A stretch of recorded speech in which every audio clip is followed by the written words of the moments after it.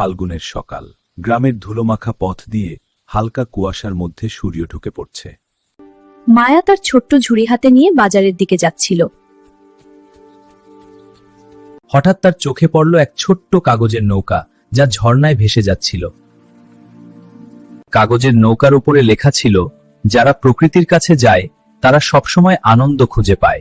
মায়া একটু হাসল, নৌকাটা তুলে নিল এবং ভাবল, কত সুন্দর এই ফাল্গুনের সকাল। সে নৌকাটি নিয়ে খালপাড়ে বসে পড়ল।